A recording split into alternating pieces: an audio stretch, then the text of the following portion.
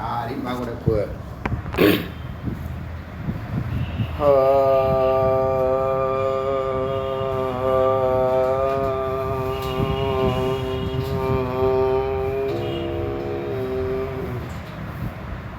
வெற்றிவேல் முருகனுக்கு ஏககுரு ஸ்ரீ ஸ்கந்தகுருவே நமः. वंदे गुरु परंपरा.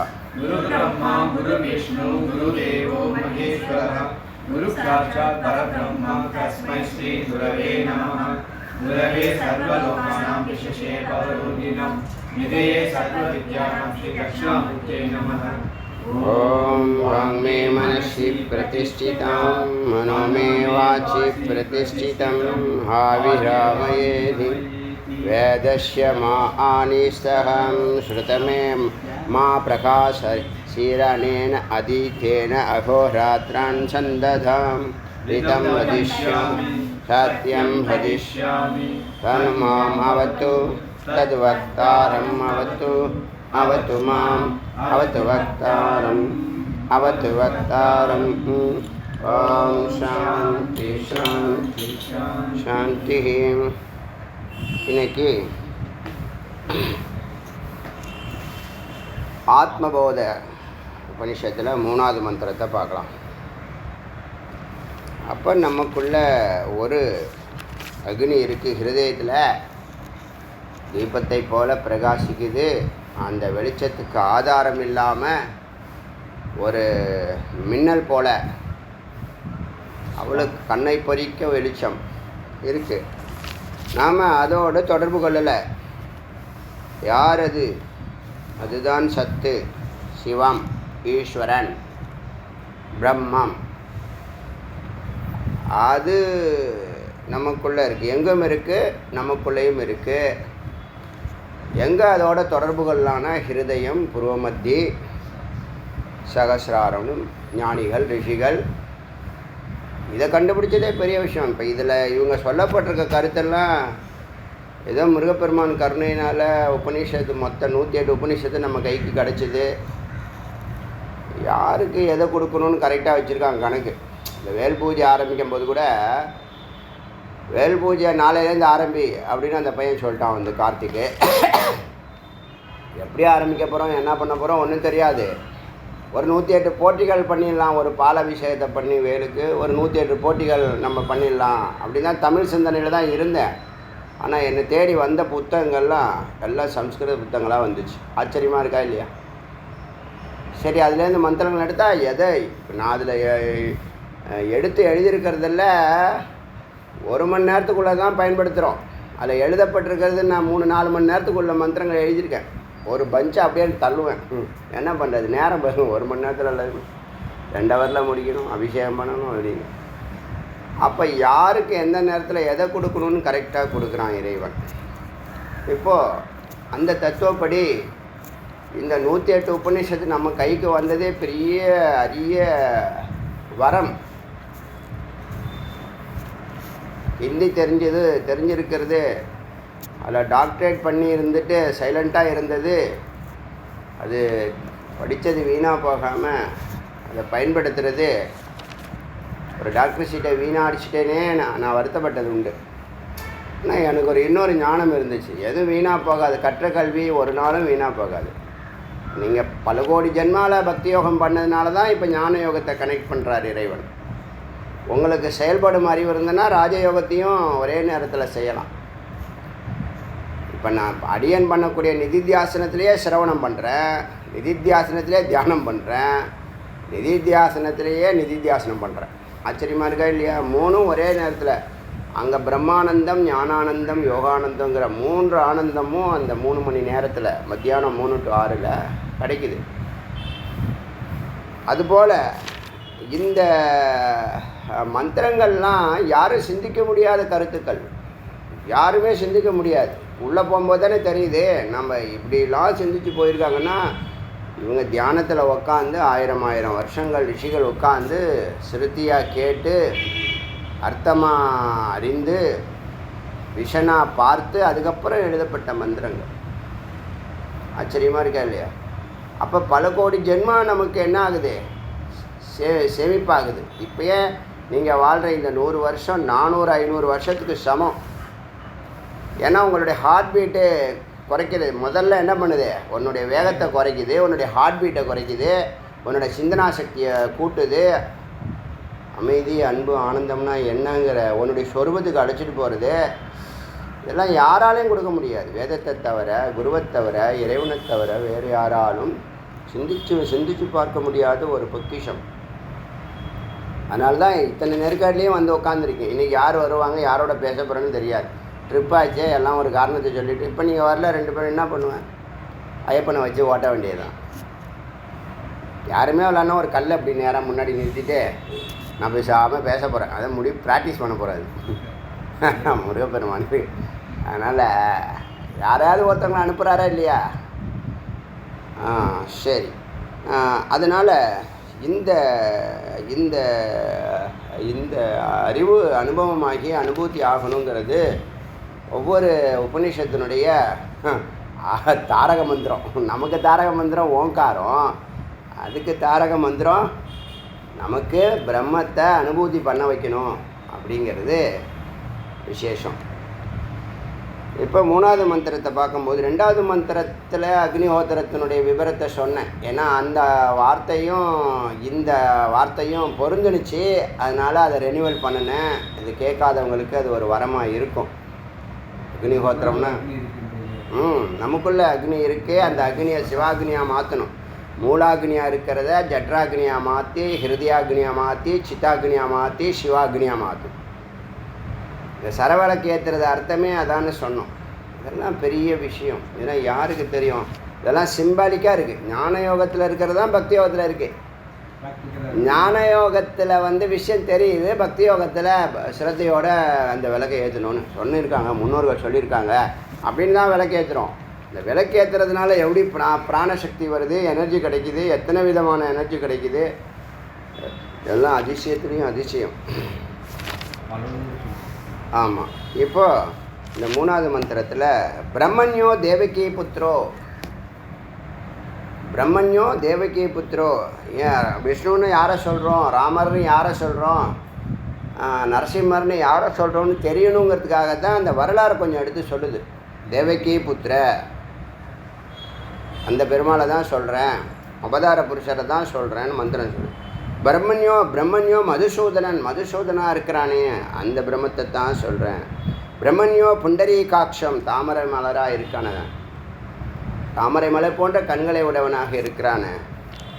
பிரம்மண்யோ விஷ்ணுகோ எங்கும் பரவி இருக்கிறான் இல்லையா, வியாபிச்சிருக்கிறான் இல்லையா, அதனால் அவனை விஷ்ணுன்னு சொல்கிறேன் அப்படின்னு இந்த மந்திரம் அகண்ட ஆனந்த சுபாவத்தை சொல்லுது. ஏன்னா ஒரு பிரம்மம்னா என்ன அர்த்தம்? பிரம்மம்னா என்ன அர்த்தம்? அத்வைத அனுபூதி. முதல் வார்த்தை போன ஏதோ ஒரு போன உபநிஷத்து, என்ன உபநிஷத்து பேர்? சுகரகசிய உபநிஷத்தில் என்ன மாதிரி நீங்களும் சொல்லக்கூடாது. எனக்கு தான் தலைக்கால புரியலை. நைட்டு எது பகல் எது, வேல் பூஜை ஆரம்பித்ததுலேருந்து ஒன்றுமே தெரில. டைமும் இல்லாமல் போச்சு, நேரமும் இல்லாமல் போச்சு, தூரமும் இல்லாமல் போச்சு.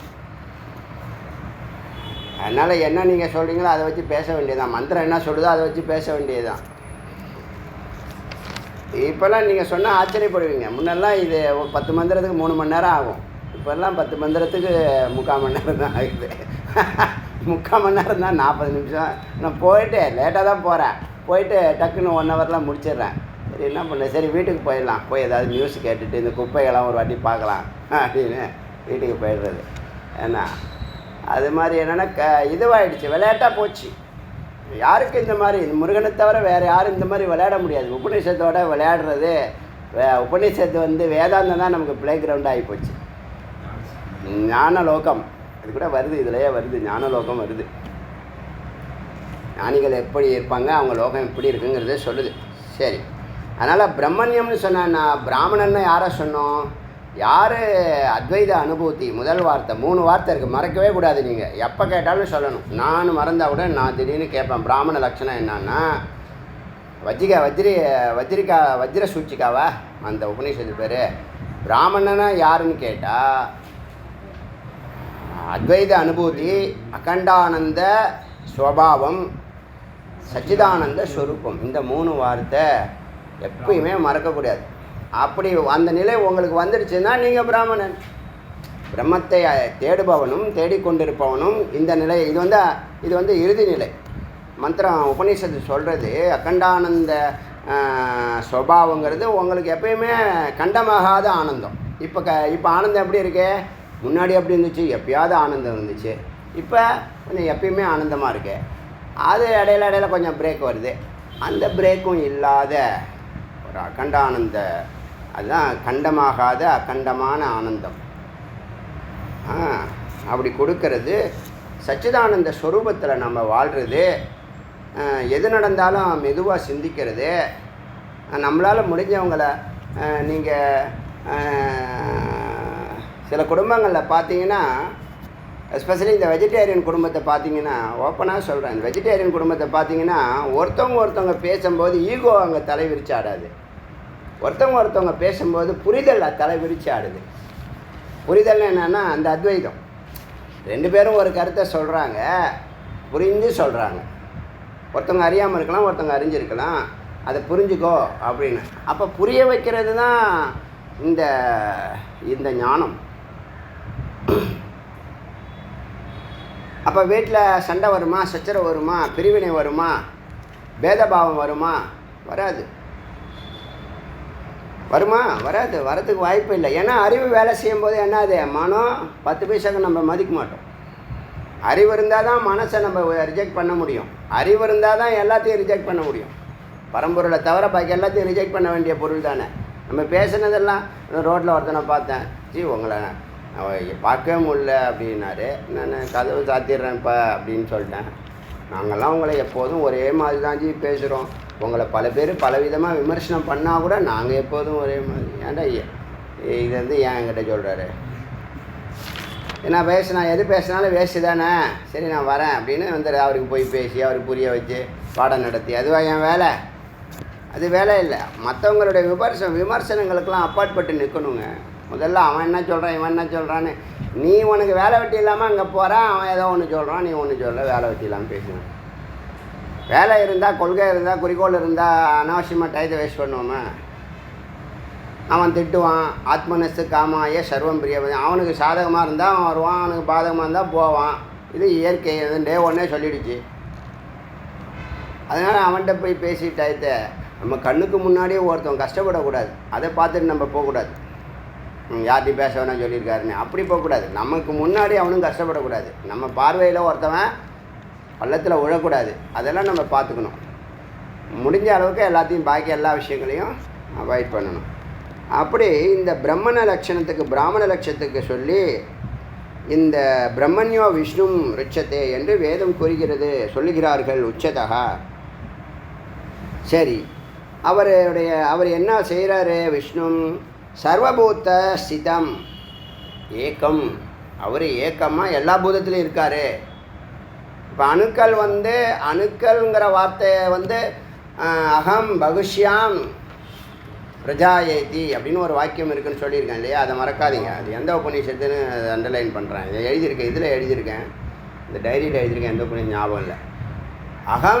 அகம் பகுஷ்யாம் பிரஜாயேதி அப்படின்னு சொல்லும்போது, நான் பலவாக ஆவேனாகன்னு சொல்லும்போது அதுதான் அணுக்கள்னு சொல்கிறேன். புரியுதா?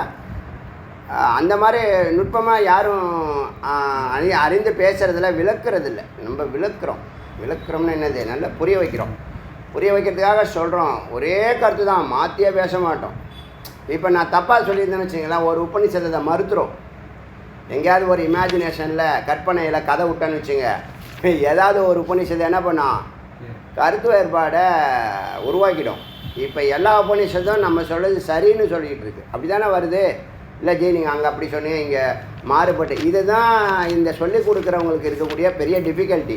இவங்க புரிய வைக்கிறதுக்காக ஒரு கிளாஸில் ஒன்று சொல்லிட்டு போடுவாங்க, அடுத்த கிளாஸில் மகா வாக்கியம் அதை மறுதளிக்கும், அதை எதிர்த்து நிற்கும், அதை கண்டனம் பண்ணும், வார்த்தையே கண்டனம் பண்ணும். அப்போ சிஷ்யர்கள் என்ன பண்ணுவாங்க? குழம்பிடுவாங்க. சொல்லிக் கொடுக்குறவங்களுக்கும் அந்த கிளாரிட்டி இருக்காது. நம்ம அப்படி கிடையாது. சச்சிதானந்தத்துலேருந்து ஆரம்பித்ததுனால எல்லாமே க்ளீனாக புரியுது. எங்கேருந்து ஆரம்பித்தோன்னா அது நம்ம யாரோ கேட்டாங்க, ஏன் ஞான யோகத்துக்கு கூட்டிகிட்டு போனீங்க எங்களை அப்படின்னு கேட்டாங்க இடையில. அவர் சொன்னோம், அவரை போய் கேட்க வேண்டிய விஷயம் இது, முருகப்பெருமானை கேட்க வேண்டிய விஷயம். அவர் எப்படி போகிறாரோ அப்படி தான் அடியேன்னு போனேன். இன்றைக்கி எல்லோரும் நல்லா தானே இருக்கும். எங்கேயாவது நம்ம தப்பாக ட்ராக் மாறி போயிட்டோம், வேறு ட்ராக்கில் போயிட்டு வந்துச்சு, டெல்லி இங்கே இருக்கே, நம்ம குஜராத்து போயிட்டோன்னு சொல்ல முடியாது. இல்லை டெல்லிக்கு போகாமல் இலங்கைக்கு போயிட்டோன்னு சொல்லலையே, கரெக்டாக தானே போயின்னு இருக்கோம். அதனால் இந்த பிரம்மத்தை பற்றி சொல்லும்போது சர்வபூத சிதம், எல்லா பூத ஜீவராசிகளுக்குள்ளேயும் அவர் இருக்கிறார். உட்பொருளாக பிரத்யக் வார்த்தை மறக்கக்கூடாது, முன்னாடி சொல்லியிருக்கேன். பிரத்யக் ஆத்மா, பிரத்யக் பிரத்யக் பிரத்யக் அப்படிங்கிற வார்த்தை. அப்படி பார்த்தா சர்வபூத சிதம் ஏக்கம், ஏக்கம் ஒன்று தான். அணுக்கள் வந்து பிரிக்கலாம், ஒரே அணுவாக தான் பிரிஞ்சு, வெவ்வேறு விதமான அணுக்கள் இல்லை. இப்போ இந்த ஜகத்து வந்து வாயு அணுக்களால் இந்த உலகம் முழுவதும், அது ஆகாசமாக இருக்கட்டும், அதை பிராணசக்தின்னு சொல்கிறோம், வாயுன்னு சொல்லலை.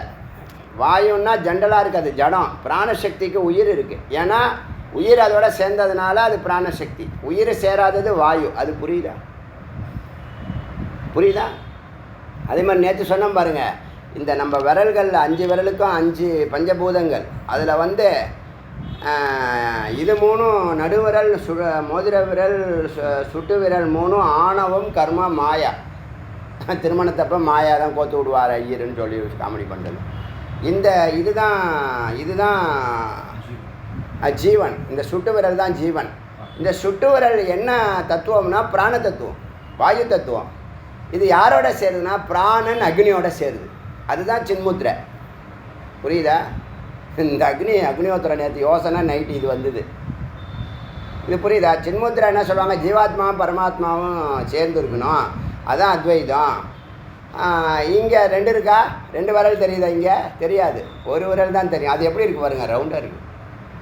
என்ன தத்துவம் எடுக்கலாங்க, எப்படி வேணாலும் பேசலாங்க. தத்துவத்தை புரிய வைக்கணும்னு நினச்சிட்டோம்னா எப்படி வேணாலும் பேசலாம். ஒரு பாயிண்ட்டு எப்படி வேணும்னா தத்துவத்துக்கு உட்பட்டு, தான் தோண்டித்தனமாக பேசுகிறது இல்லை. அதுதான் அகங்காரத்துக்கும் அகத்துக்கும் உள்ள வித்தியாசம். அகம் பிரம்மாஸ்மிங்கிறது ஆத்ம அனுபூதி. நான் பிரம்மோன்னு பறைசாத்துறதுக்காக இங்கே என்னுடைய வாழ்க்கையை உங்களோட நான் பறைசாற்றலை. எடுத்துக்காட்டுக்கு ஏன் என்னுடைய வாழ்க்கையை பற்றி சொல்கிறேன்னா, அதுதான் எனக்கு தெரியும்.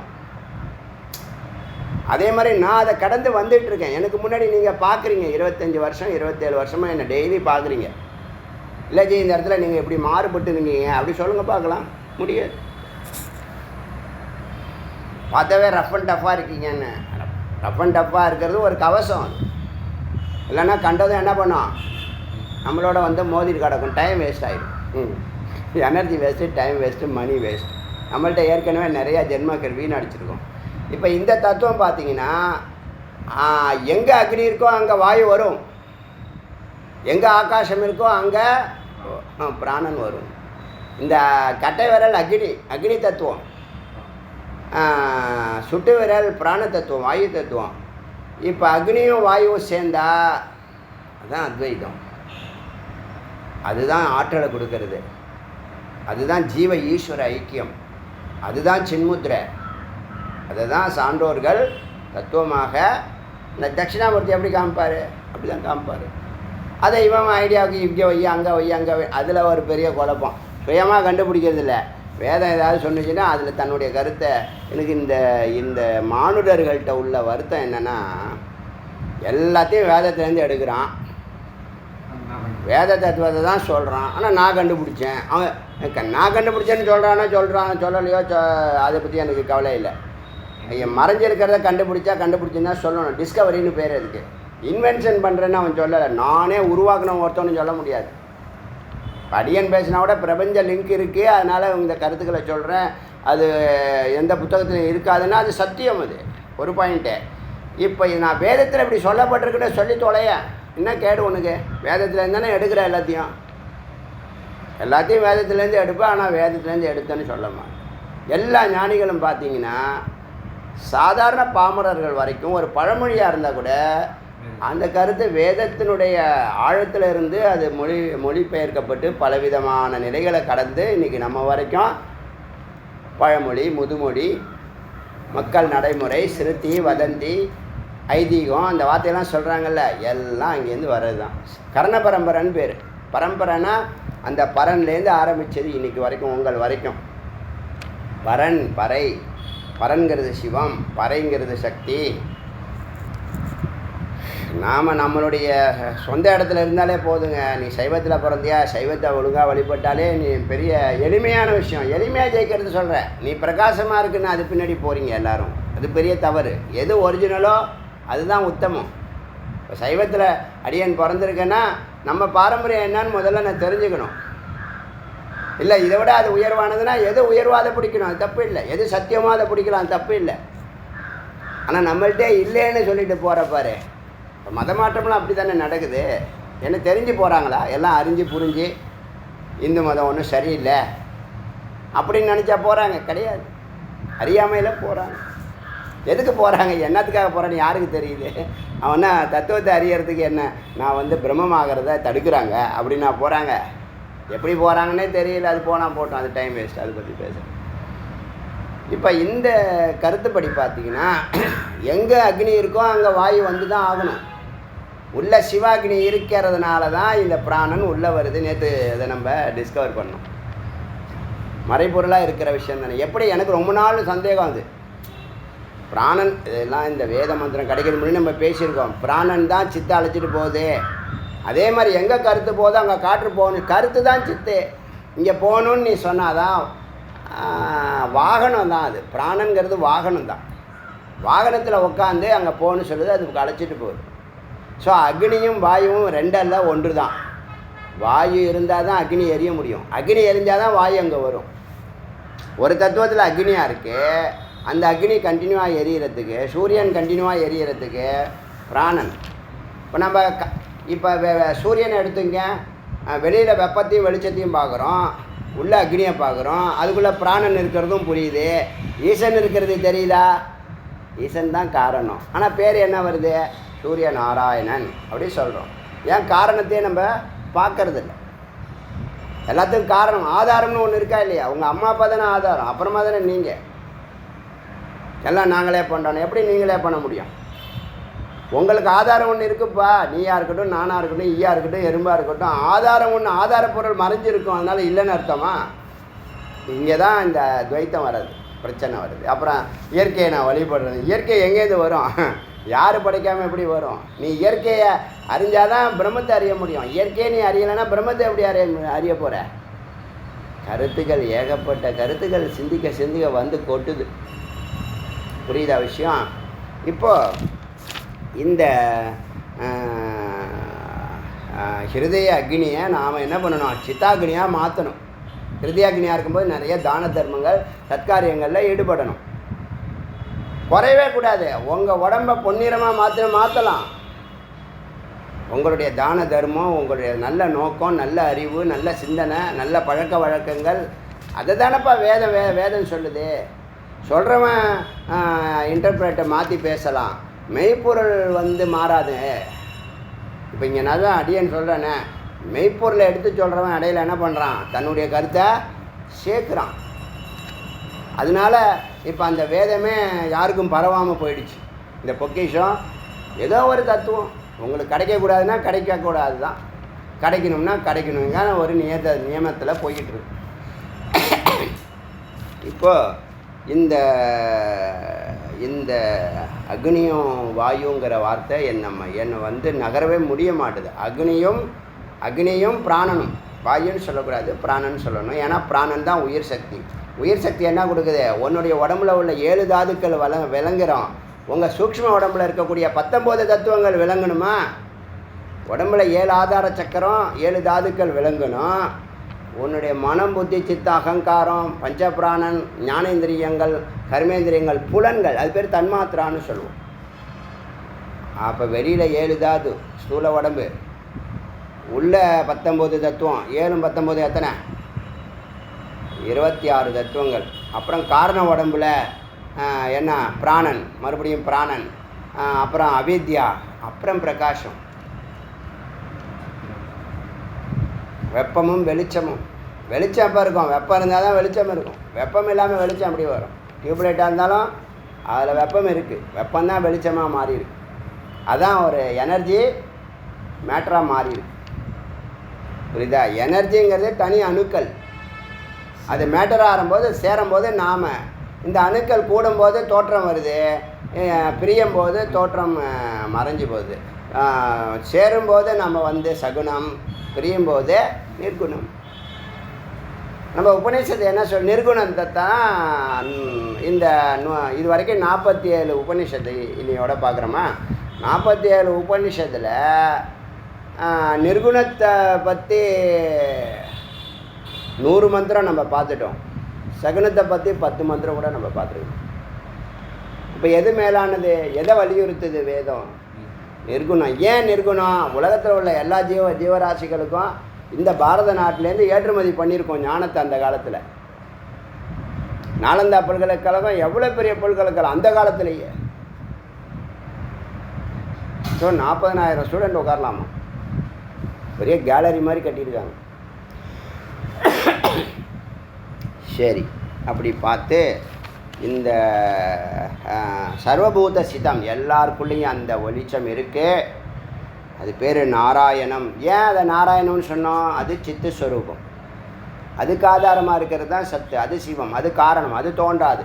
சித்து தோன்றும், நிற்கும், மறையும், அசையும், அனுபவிக்கும், விரும்பும், வெறுக்கும், எல்லா வேலையும் சித்து பண்ணும். சித்து மனதோடு சேர்ந்துக்கிட்டு இந்த கூத்தடிக்கும். புரியுதா? சித்துங்கிறது அறிவு, உணர்வு. அது கண் இருந்தால் கண் இல்லாமல் பார்க்கும், காது இல்லாமல் கேட்கும். ஆனால் அது மனசோடு சேர்ந்துக்கிட்டு, புத்தியோடு சேர்ந்துக்கிட்டு, அகங்காரத்தோடு சேர்ந்துக்கிட்டு, அப்புறம் பொறிப்புலன்களோட சேர்ந்துக்கிட்டு அதுவாக மாறிடும். அஸ்மிதா, மறக்காதீங்க அந்த வார்த்தை, முக்கியமான வார்த்தை அஸ்மிதா. அதனால் சர்வபூத சிதம் நாராயணம் காரணபுருஷம். இந்த 3 உடம்பு 5 அவஸ்தா, 3 உடம்பு 3 அவஸ்தா, 5 கோஷம், 3 குணம், இதெல்லாம் 3 இருக்கோ அதுக்கெல்லாம் காரணமாக இருக்கிறது. காரணம் பரம் பிரம்மம் ஓம். அந்த பரம்பொருளை ஓம் என்று சொல்கிறோம். அந்த பரம்பொருளை ஓம் என்று சொல்கிறோம். ஓம்ங்கிறது எங்கேருந்து வருது? பிராணன் கொண்டு வருது. பிராணன் தான். பிராணன் இல்லாமல் ஓங்காரம் சொல்லுங்கள் பார்க்கலாம். பிராணன் இல்லாமல் ஓங்காரம் சொல்லுங்கள் பார்க்கலாம். வாயை மூடிக்கிட்டு ஓங்காரம் சொல்ல முடியுமா? வாயை திறந்தால் பிராணன் வந்துடும். அதனால் இந்த சித்துக்கு மாயோன், நாராயணன், மதுசூதனன், தேவகி புத்திரன், தாமரைக்கண்ணன், விஷ்ணு என்று பல பெயர்கள். இதெல்லாம் சகுனம்.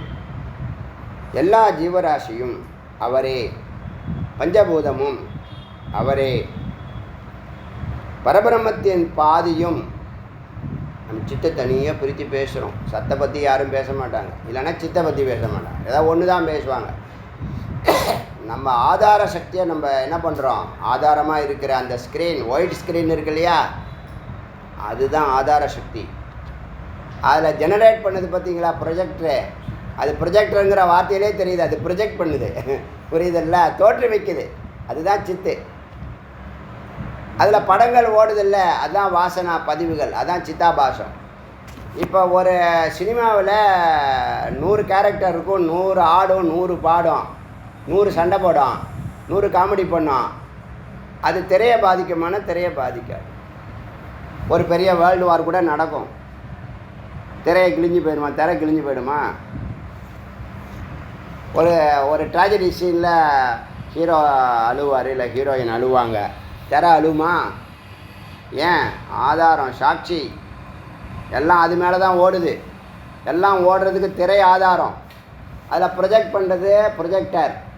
அதுதான் சைத்தன்யம், சித்து. அதுதான் எந்த சித்தாபாசத்தை இயக்குது. அதில் ஓடுற பதிவுகள் தான் சினிமா. அதுதான் பிம்பங்கள், அசைகிற மாதிரி இருக்கும். இதெல்லாம் ஏதாவது அந்த ஆதாரத்தை பாதிக்குதானா? இல்லை. அப்படி உங்களுக்கு சினிமாவிலே இது நடத்திட்டேன் பார்த்தீங்களா, அத்வைதம், ப்ரொஜெக்டர். ஏன்னா 3 வேலை செய்யுதாங்க. ஒரு திரை வேலை செய்து, ஒரு ப்ரொஜெக்டர் வேலை செய்து, அதுலேருந்து வரக்கூடிய வெப்பமும் வெளிச்சமும் பதிவுகளை, சினிமாவை, பிம்பங்களை ஓட்டி காட்டு. நம்ம அதை எப்படி பண்ணுறோம்? அப்படியே நம்புகிறோம். அப்படியே அழுகுறோம், சிரிக்கிறோம், வீரம் வருது. ஏன்னா அஸ்மிதா ஆகிறமா இல்லையா? வெங்காயம் வெட்டினா கண்ணில் தண்ணி வரும்னு ஒருத்தன் என்ன பண்ணியிருக்கான், அந்த செலோ டேப்பு வெள்ளையாக இருக்கும்ல, ஒயிட்டு செலோ டேப்பு, அதை எடுத்து இப்படி கண்ணில் ஒட்டிட்டு ஒய்ஃபை அப்படி சொல்லி கொடுத்தேன் ஜெகத்குரு எப்படி கட்டணும் பண்ணி வீடியோஸ் பார்ப்பேன் டெய்லி. கேப்பு கிடைக்குமோ ஞாபகம் வந்தால் பார்ப்பேன். அப்போ தான் இந்த காமெடிலாம் நடக்குது. போய் வெட்டிட்டு வான்னு சொல்லுது. வெங்காயம்லாம் நிறையா வச்சு, கேரட்லாம் வச்சு இப்படி வெட்டுறான். கேரட்டெல்லாம் வெட்டிட்டான், பீட்ரூட்லாம் வெட்டிட்டான். வெங்காயம் வெட்டும்போது ஒரு செலோ டேப் எடுத்துகிட்டு வந்து கண்ணில் அப்படியே ஃபுல்லாக கண்ணாடி மாதிரி ஃபுல்லாக அப்படி இங்கேருந்து இது வரைக்கும் போட்டுக்கிறான். இப்போ கட் பண்ணுவார். இந்த ஐடியாலாம் யாருக்கா வருமா? அதனால் இது அங்கே இருக்கிற விஷயம். வச்சா சத்து வித்தியாசம் தெரிஞ்சிச்சா? பஞ்சபூதம் பிரம்மத்தின் பாதியும் அவரே. ஏன்? ஹரி ஹரன், ஹரி ஹரன், சிவா விஷ்ணு, நாராயணன் நாராயணி, வைஷ்ணவன் வைஷ்ணவி, விஷ்ணு வைஷ்ணவி, மாயோன் மாயை. அங்கே தான் நம்ம முதல்ல பிடிச்சோம். மாயோன் மாயை.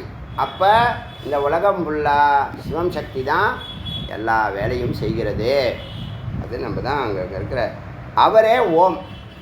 கடைசி வார்த்தை என்னது? பரம் பிரம்மம் ஓம் அப்படின்னு சொல்லி முடிச்சுட்டு அடுத்த மந்திரம், 5வது மந்திரம். இதில் 3, 4 ரெண்டுமே அதிலே பார்த்துட்டோம். 5வது மந்திரம், சுக மோக விநிர்முக்தோ விஷ்ணு தியாயன் ந பிரசீததி. விஷ்ணுவை யார் தியானிக்கிறாங்களோ, சோகமோகம், எது சோகமாக இருக்கோ, எது மோகமாக இருக்கோ. சோகம்னா என்னது? அஞ்ஞானம். துக்கப்படுறோம். எதுக்கு துக்கப்படுறோம்? நான் நினச்சது நடக்கணும், நெகட்டிவே நடக்கக்கூடாது, நான் நினச்சது தான் நடக்கணும். அப்படி நடந்துருமோ அப்படின்னா பயம். நடந்துக்கிட்டு இருக்குன்னு வச்சுங்க, ஒரே சோகம்.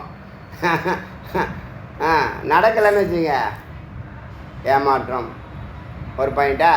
அப்புறம் மோகம், கீழான பொருளுக்கு மேலான மதிப்பு கொடுக்குறது. அல்பமான ஒரு பொருள் போயிடுச்சுன்னா வருத்தப்படுறது. செயின் போட்டிருக்கும் போது நல்லா பளபளன்னு சந்தோஷமாக எல்லோரும் செயினை பார்த்துட்டே இருக்காங்க, அன் மகிழ்ச்சியாக இருக்குது. செயின் அடவு கடைக்கு போனோடனே ஒரே துக்கமாக இருக்குது. என்னடா செயின் போயிடுச்சு, மோதிரம் போயிடுச்சு. என்ன காரணம்? ஊர் என்ன நம்மளை எப்படி பார்க்குது? ஊருக்காக தான் நம்ம வாழ்கிறோம். ஊருக்காக வாழு, ஊருக்காயாக வாழாது. இப்படி தத்துவத்தை கண்டுபிடிச்சோம். மாற்றி யோசிக்கணும், மாற்ற யோசிக்கணும், மாற்றி யோசிக்கணும், மாற்ற யோசிக்கணும். இதெல்லாம் மாற்ற முடியாது யாரையும். பெருமாளாலே மாற்ற முடியல, நம்ம மாற்ற முடியுமா? இல்லைன்னா இது விளங்குமா விளங்காதா? வேதம் ஏன் விளங்க மாட்டேங்குது? ஏன்? ஒருத்தவனுக்கும் தபஸ் பண்ணுங்கிற புத்தியே இல்லை. மேலே ஏறணும், முன்னேற. அக்னி உபாசனை பண்ணால் முன்னே தூணு நேற்று மந்திரம் சொல்லிடுச்சு. அக்னினாலே முன்னேற்றுவதுன்னு அர்த்தம். எப்படி சிவம்னா கல்யாணம்னு அர்த்தமோ, அக்னின்னு சொன்னால் முன்னேற்றுவதுன்னு அர்த்தம். மேல் எழுப்புறது, அதோடைய ஜுவாலை எப்படி எப்போதும் மேலே தான் இருக்குது. அதனால் சோக மோக விநிர்முக்தம், சோகமும் மோகமும் அதுலேருந்து நீ முக்தி அடையலாம். எப்போ விஷ்ணுவை தியானிக்கிறியோ, பிரசீததி, பிரசீதன்னு வரும். உன் திருவடியில் அமர்ந்தேன், அருகில் அமர்ந்தேன். என்ன அர்த்தம்? சரணாகதி. சரணாகதி பண்ணுறது ரொம்ப ஈஸிங்க. பக்தனாக இருக்கிறவன் சரணாகதி பண்ணிடணும். முமுட்சுவாக இருக்கிறவன் அங்கேயும் குருவை சரணாகதி பண்ணிடணும். ஏன்? அப்போ தான் விஷயத்தையெல்லாம் நீங்கள் கேதர் பண்ண முடியும். ஏன்னா வெள்ளத்திரையாக இருக்கும் உங்கள் மனசு. அதில் இந்த புள்ளியை வச்சு பிரம்மத்துங்கிற அணுக்கள் தான் புள்ளி. இந்த அணுக்கள் எல்லாம் சேர்த்தா என்னவாயிடும்? சப்த தாதுவாகி உயிர் பெற்றுடும். அதான் விஷன்.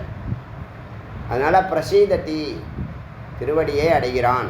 யார் பிரம்மத்தை தியானிக்கிறானோ, யார் பெருமாளை தியானிக்கிறாங்களோ அவர்கள் சோகமோகத்திலிருந்து விடுதலை அடைகிறார்கள் அர்த்தம். அப்புறம் துவைத்த அத்வைத்தம் அபயம் பவதி.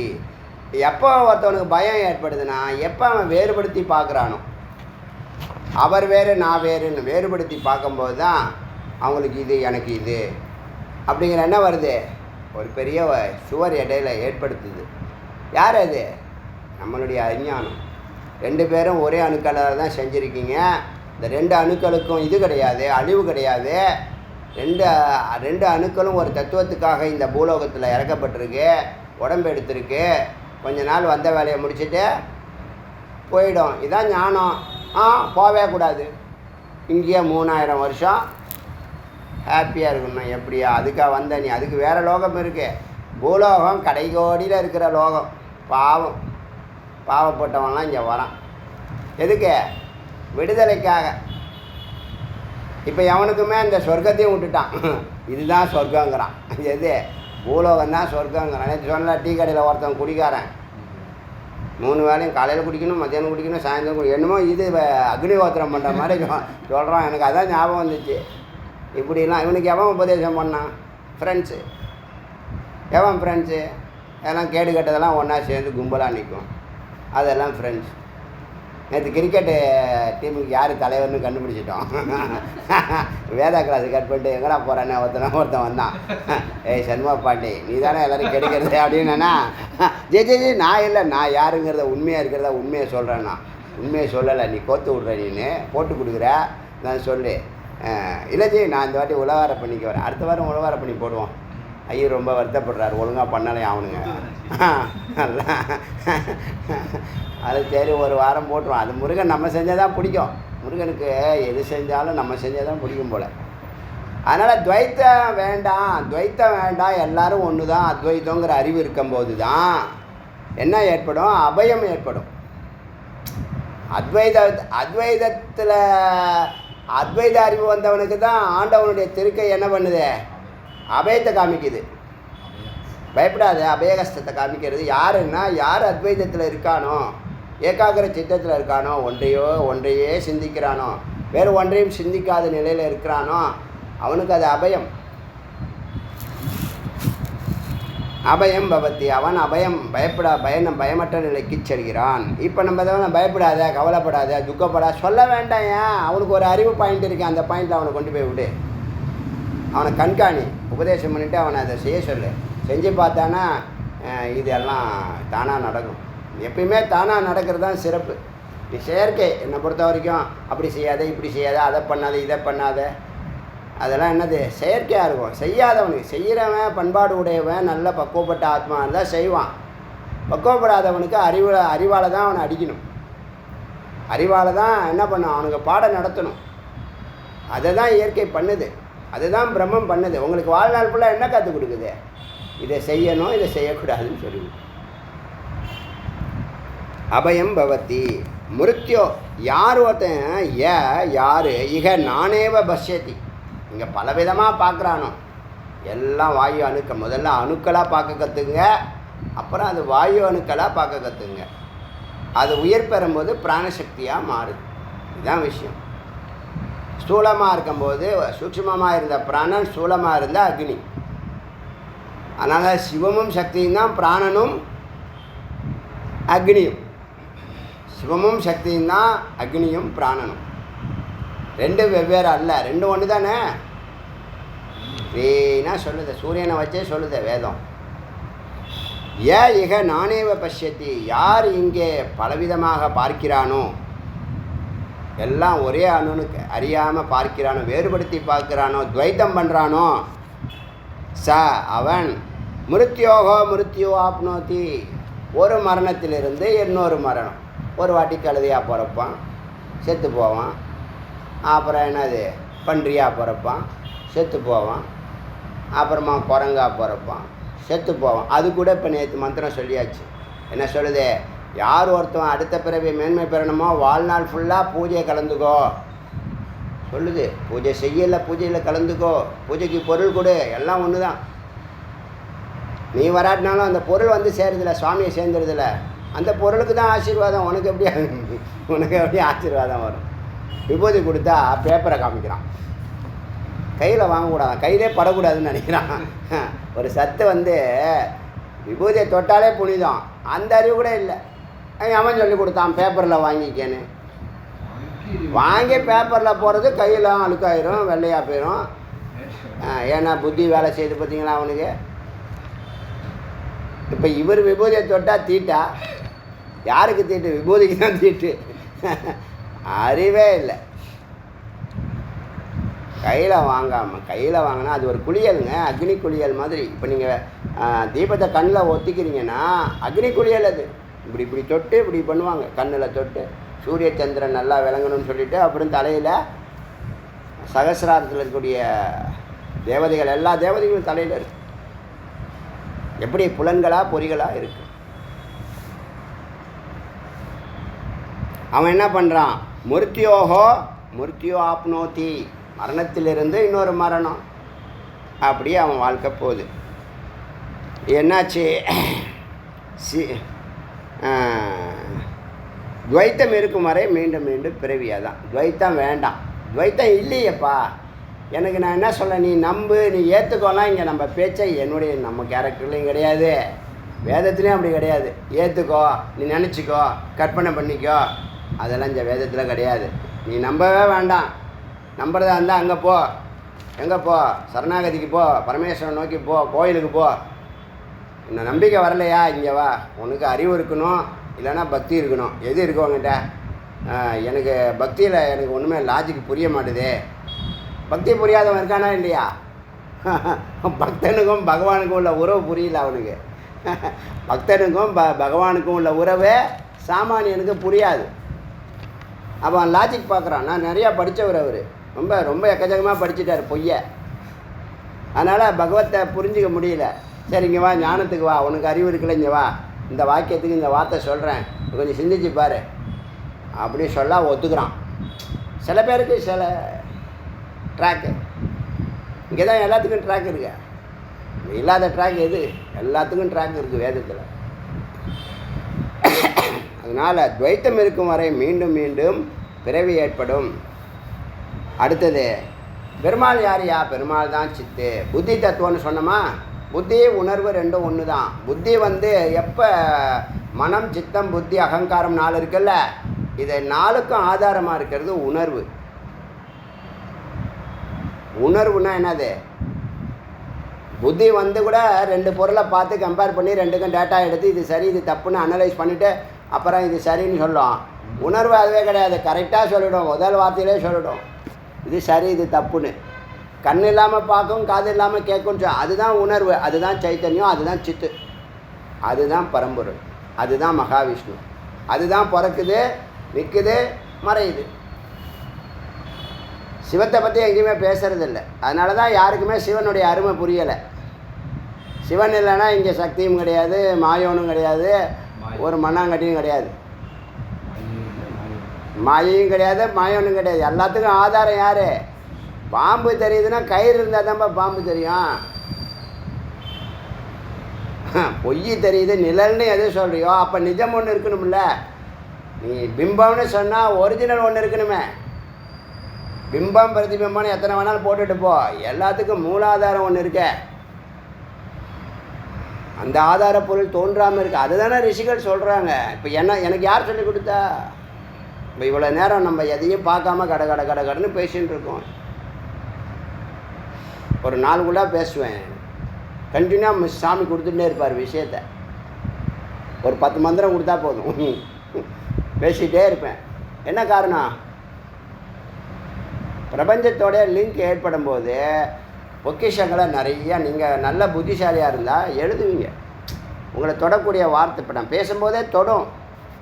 நல்லா இருக்குது, சிறப்பாக இருக்குது அப்படின்னு சொன்னால் மட்டும், நினச்சா மட்டும் பத்தாது.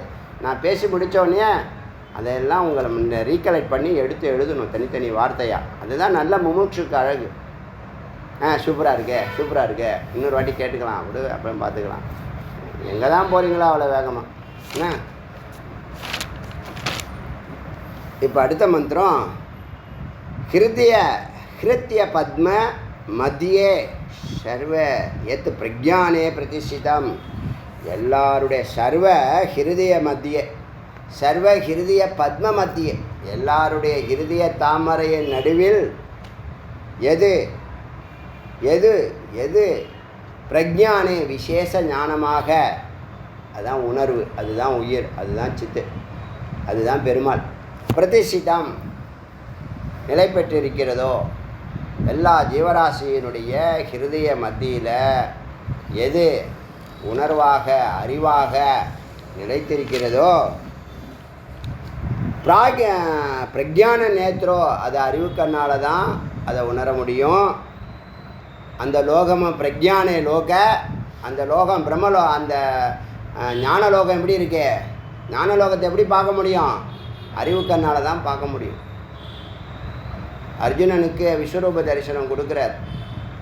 அப்போ இந்த கண்ணால் பார்க்க முடியாதுன்னு திவ்ய சக்ஷுன்னு சொல்கிறோம் இல்லையா, அது பக்தனுக்கு திவ்ய சக்ஷு, இது ஞானிகளுக்கு பிரக்ஞான நேத்திரம், இதுதான் அறிவு கண்ணுன்னு சொல்லுவோம். விளைப்பு நிலையில் இருக்கிறது. விளைப்பு நிலைனா என்னன்னா, இந்த சித்தானது சத்தோடு சேர்ந்தால் விழிப்பு நிலை. நம்ம சேரணும், நம்ம பிரிஞ்சிருக்கோம், நம்ம துக்கத்தில் இருக்கோம், நம்மளுடைய சரிபாதி அங்கே இருக்குது, நம்ம சக்தியை இழந்து நிற்கிறோம், நம்ம சேரணும், எவ்வளவு வேகமாக சேர முடியுமோ சேர்ந்துன்னு முடிவெடுக்கிறீங்கல்ல, அதுதான் பிரக்ஞான நேத்திர லோகக. அங்கே என்னது, அங்கே இருக்கிற நிலை என்ன? பிரக்ஞா நிலை. பிரக்ஞானம் அது விழிப்பு நிலை, கான்சியஸ்ன்னு சொல்கிறோம்ல. கான்சியஸ் இருக்குது, கான்சியஸ் போச்சுன்னு சொல்கிறான்ல, என்னுடைய அறிவுக்கு உட்பட்டுன்னு சொல்கிறான்ல, என்னுடைய விழிப்பு நிலைக்கு உட்பட்டு, என்னுடைய உணர்வுக்கு உட்பட்டு, என்னுடைய சத்தியத்துக்கு உட்பட்டுன்னு அர்த்தம். அதான் பிரக்ஞா. அறிவுக்கண்ணால் தான் அந்த உணர்வை பார்க்க முடியும். ஆனால் அதான் தரிசிக்க முடியாதுன்னு சொல்கிறோம். இறைவனை தரிசிக்க முடியாதுன்னு சொல்கிறோம். இறைவனை யார் தரிசிப்பானா? பக்தன் ஒண்டி தான் தரிசிக்க முடியும். யோகிகளுக்கும் உணர்வு தான், ஞானிகளுக்கும் உணர்வு தான். பிரக்ஞா பிரதிஷ்டா, அது பேர் தான் பிரக்ஞானம் பிரம்மம். மகா வாக்கியம். பிரக்ஞானம் உணர்வே பிரம்மம். இந்த பிரக்ஞானம் தான் என்ன பண்ணுது? ஒவ்வொரு உடம்புக்குள்ளேயும் நுழையுது. உடம்பை தயாரித்தார் இல்லையா, அது சித்தாபாசம். அதை இயக்கிறதுக்கு ஒரு சக்தி வேணும்ல, ஒரு டைரக்டர், ப்ரொஜெக்டர். அந்த ப்ரொஜெக்டர் தான் சித்து. இந்த ப்ரொஜெக்டருக்கு கரண்ட்டாக இருக்கார் இல்லையா, அந்த கரண்ட்டு தான் சிவம். அதனால் பிரக்ஞானம் பிரம்மம். இது அசையும், அனுபவிக்கும், சேரும், விலகும், எல்லாம் பண்ணுறது யார்? சித்து தான் எல்லா வேலையும் பண்ணுது. இதான் சித்து வேலைன்னு சொல்கிறது. சத்து ஒரு வேலையும் எல்லாத்தையும் பார்த்துக்கிட்டே இருக்கும். நீ இப்படி அந்த ஒரு மரத்தில் 2 பறவைகள் இருந்தது, ஒன்று சுவைக்கும் ஒன்று சுவைக்கவில்லை, ஒன்று வேடிக்கை பார்த்து கொண்டு இருந்தது, சாப்பிட்டது மயங்கி விழுந்தது. சாப்பிட்டதுங்கிறது அனுபவிக்கிறது, மயங்கி விழுகிறதுங்கிறது போகத்தில் மூழ்கி கிடக்கிறது. அதை எழுப்பி ஒரு சத்து தான் எழுப்பி விடுது. தூங்கும் போது யார் எழுப்புறா நம்மளை? நீங்கள் நினைப்பீங்க உங்கள் சம்சாரம் எழுப்புகிறாங்க, பிள்ளைங்க எழுப்புகிறாங்க, பால்காரன் எழுப்புறான்னு. இல்லை, சத்தே எழுப்புகிறது. எப்படி? பிராணனை எழுப்பி விட்றோம். அவித்யா காமகர்மம்னு சொல்லும் பொழுது அவித்யா என்ன பண்ணும்? பிராணனை வச்சு சித்தத்தை தொடர்பு கொண்டு அறிவை தூண்டி விட்டு விழிக்க வச்சு கர்மாவை கொடுத்து எல்லாத்தையும் செஞ்சுட்டு வாப்போ, இதுதான் இன்றைக்கி ஒர்க்கு அப்படின்னு சொல்லுது. ஸோ பெருமாள் புத்தி தத்துவம், அந்த உணர்வு தான் பெருமாள். இப்போ இங்கே இருக்கிற எல்லாமே அதுதான். பிராணன்னு சொன்னாலும், பெருமாள்னு சொன்னாலும், ஹிரண்ய கர்ப்பன்னு சொன்னாலும், விஷ்ணுன்னு சொன்னாலும், வேதத்தில் விஷ்ணுங்கிற வார்த்தை ரொம்ப கம்மியாக தான் பயன்படுத்தப்படுது. தத்துவமாக பயன்படுத்தும் போது ஹிரண்ய கர்ப்பங்கிற வார்த்தை தான். ஹிரண்ய கர்ப்பங்கிறது சித்தம், விராட்டுன்னு சொல்லக்கூடிய ஸ்தூல உடம்பும், அதாவது உயிரும் உடம்புன்னு சொல்கிறது பிரம்மாவும் விஷ்ணுவும். இந்த 2 பேருக்கும் ஆதாரமாக ஒருத்தர் 3வது காரணத்தில் இருக்கார்ல, அவ தான் சிவம், பரமசிவம். பெருமாள் புத்தி தத்துவம், உயிர் தத்துவம், சித்து. அவருடைய நிலை என்ன? எப்போதும் விழிப்பு நிலை. புத்தி தூங்காது, மனம் தூங்கும், புத்தி தூங்காது. நல்லா தூங்குனேன்னு சொல்கிறது யார்? அதுதான் புத்தி, அதுதான் விழிப்பு நிலை, அதுதான் உணர்வு நிலை. புத்தியை கடந்தது. புரியுதா? புத்தினா லாஜிக் பார்த்து முடிவெடுக்கிறது, உணர்வுனா எதையும் பார்க்காது, பார்க்காமலே கரெக்டாக முடிவெடுக்கும். அப்போ விழிப்பு நிலையே அறிவுக்கண். அறிவுக்கண்ணனை செயல்படுத்தும் அறிவு. இந்த வார்த்தை நம்ம கண்டுபிடிச்சிருக்கோம். செயல்படுத்தும் அறிவுங்கிற வார்த்தை இந்த மனநத்தை சிந்திச்சு எந்த புக்கிலையும் கிடையாது. மனநத்தை சிந்திக்க சிந்திக்க இந்த வார்த்தையெல்லாம் வந்து கொட்டுது. செயல்படுத்தும் அறிவு இருந்துச்சுன்னா அவன் எல்லாம் என்ன பண்ணுவான், டக்குன்னு கற்பூரம் மாதிரி பற்றிக்கிறான். செயல்படும் அறிவு இல்லாததை வாழை மட்டையில் நெருப்பை வச்சு கொளுத்துனா எப்படி இருக்கும் தெரியுமா? யாக குண்டத்தில் வாழை மட்டையை போடு, ஆகுதிக்கு தண்ணியை ஊற்று அப்படின்னா தெரியுமா? அது தூமை தான் வரும். தூமைனா என்னது? புகை தான் வரும். புகை வந்தால் என்ன வரும்? கெட்டதெல்லாம் வரும். அர்ச்சிராதி மார்க்கம் தூம மார்க்கம்னு 2 மார்க்கம் இருக்குல்ல. அர்ச்சிராதிங்கிறது வெளிச்சம், கதிர்கள், சூரிய கதிர்கள் வழியாக நம்ம நாடிய சூரியன் தொடர்பு கொள்ளுது, பிராணசக்தி கொடுக்குது. இப்போ நம்ம உத்தராயணத்தில் சுறுசுறுப்பாக இருப்போம். தூக்கம்லாம் நீங்கள் படுத்தா வராது. டக்குன்னு தூங்கிடுவீங்க, டக்குன்னு ஏந்துருவீங்க, அதிகமாக ஏந்துருவீங்க, விழிப்பு நிலை அதிகமாக இருக்கும், கான்சியஸில் வச்சுருக்கும். தட்சிணாயனத்தில் ஒரே இருட்டு அதிகமாக இருக்கும், பிராணசக்தி குறைவாக இருக்கும். அதுக்காக தான் அந்த விளக்கேற்ற சொன்னோம். அப்போ செயல்படுத்தும் அறிவு, தெளிவு, உணர்வு, அறிவு கண் பெற்றது, அறிவு உலகில் வசிப்பது, அறிவு சொரூபம். இதுதான் அந்த பிரம்ம நேத்திர பிரஜான நேத்திர லோக பிரஜா பிரதிஷ்டானம், பிரஜானம் பிரம்மங்கிற வார்த்தைக்கு இதுதான் அர்த்தம். என்னது? அறிவு கண் பெற்றது, அறிவு உலகில் வசிப்பது, அறிவு சொரூபமாக வாழ்வது. எல்லாவற்றையும் அறியும் உணர்வே உயிர். சித்து கண்ணில்லாமல் பார்க்கும், காதில்லாமல் கேட்கும், வாயில்லாமல் பேசும். அது நமக்குள்ளே இருக்குது. அப்போ நம்ம அதை தொடர்பு கொள்வது இல்லை. அது தொடர்ந்தால் நமக்கு குழப்பம் வருமா, பயம் வருமா? நடக்கிறது நடந்தே தீரும். சுவாமிகிட்ட பிரார்த்தனை பண்ணிக்கிட்டு நம்ம சைலண்ட்டாக இருக்கிறது தான் என்ன வேலை. இது ஒரு காலகட்டங்கள் தான் இந்த கிரகங்கள்லாம் வேலை செய்யும். முக்தனாக இருக்கிறவனுக்கு எந்த கர்மாவும் இல்லை. கர்மா இருந்தால் தான் கிரகங்கள்லாம் வேலை செய்யும். கர்மா இல்லைன்னா கிரகங்கள் எதை வச்சு வேலை செய்யுது? உடம்பே கிடையாது. கர்மா தான் உடம்பு. கர்மா தான் உடம்பு எடுக்குது. நம்ம இந்த உடம்புல இருக்கோம், ஆனால் உடம்புல இல்லை. புரியுதா? இந்த குருவனுடைய சிரேஷ்டம் புரியுதா? 6 மந்திரம் இன்றைக்கி பார்த்துருக்கோம். அதாவது 1ஆவதுலேருந்து தானே ஆரம்பித்தோம், இல்லை 3லேருந்து 3, 4, 5, 6 4 மந்திரம் பார்த்துருக்கோம். இன்றைக்கி ஆழ்வார் திருநகரி போகிறதுனால இதோடு நிறைவு செய்கிறோம். நாளைக்கு லீவே. மண்டே உங்களுக்கு இந்த 7வது மந்திரம் தொடரும்.